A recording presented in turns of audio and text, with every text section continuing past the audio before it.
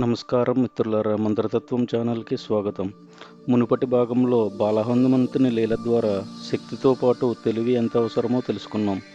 ఈ భాగంలో మన జీవితాల్లో ఇది అసాధ్యం అనిపించే పనులు కూడా ఎలా సాధ్యమవుతాయో తెలిపే అత్యంత ప్రేరణాత్మకమైన శ్లోకతత్వాన్ని తెలుసుకుందాం. ఇప్పుడు ఒకసారి ఈ శ్లోక పఠనం చేద్దాం. దుర్గమ కాజ జగతికే జేతే సుగమ అనుగ్రహ తుమరే తేతే.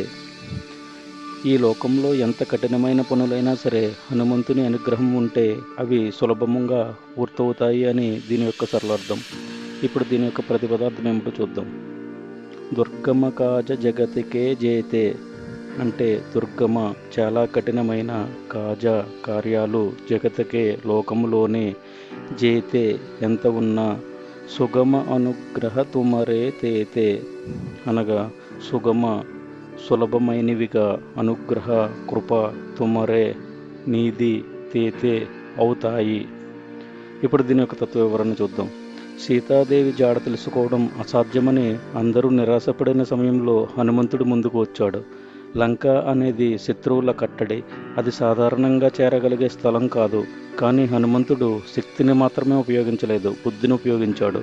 సూక్ష్మరూపం ధరించాడు, అడ్డంకులను తెలివిగా తప్పించుకున్నాడు, శత్రువులను అనవసరంగా ఎదుర్కోలేదు. చివరకు సీతాదేవి జాడ తెలుసుకొని శ్రీరాముని కార్యాన్ని యుద్ధకాండ వైపు నడిపించాడు. ఇక్కడ శ్లోకం మనకు చెప్పేది ఇదే. ఎంత కఠినమైన పని అయినా సరే ఎక్కడో ఒక మార్గం తప్పకుండా ఉంటుంది. ఆ మార్గాన్ని పట్టుకునే తెలివి ఉంటే అసాధ్యమనే మాట ఉండదు. హనుమంతుడు బలం కన్నా ముందుగా బుద్ధిని ఉపయోగించాడు. మన జీవితాల్లో కూడా అనేక కష్టాలు ఎదురవుతుంటాయి. కొన్నిసార్లు పరిస్థితులు చూసి మనసు ధైర్యం కోల్పోతుంది. అలాంటి సమయంలో మనం చేయాల్సింది భయపడకూడదు, నిరాశ చెందకూడదు. హనుమంతుడిని ఆదర్శంగా తీసుకుని తెలివిగా ఆలోచించాలి.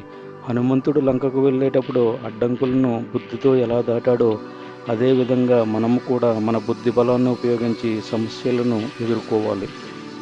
అయితే కొన్ని సందర్భాల్లో మనకు ఏమీ తోచకపోవచ్చు. అప్పుడు భక్తితో దేవుడిని ప్రార్థించాలి. నిజంగా ప్రార్థిస్తే అనుగ్రహం రూపంలో ఏదో ఒక ఉపాయం తప్పకుండా దొరుకుతుంది. ఈ శ్లోకం మనకు చెప్పే సత్యం కష్టం సమస్యల్లో లేదు, దాన్ని చూసే మన దృష్టిలో ఉంటుంది. బలం ఒక్కటే సరిపోదు, బుద్ధి అవసరం. బుద్ధి సరిపోకపోతే భక్తి మార్గం చూపిస్తుంది. హనుమంతుని అనుగ్రహం ఉంటే కఠినమైన పని కూడా సులభంగా మారుతుంది.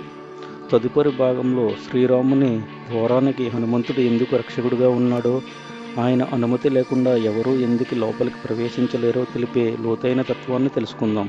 ఇలాంటి హనుమాన్ చాలీసా తత్వాలను భక్తితో పాటు జీవితానికి ఉపయోగపడే విధంగా తెలుసుకోవాలంటే మంత్రతత్వం ఛానల్ను తప్పకుండా అనుసరించండి. జై శ్రీరామ్, జై హనుమాన్.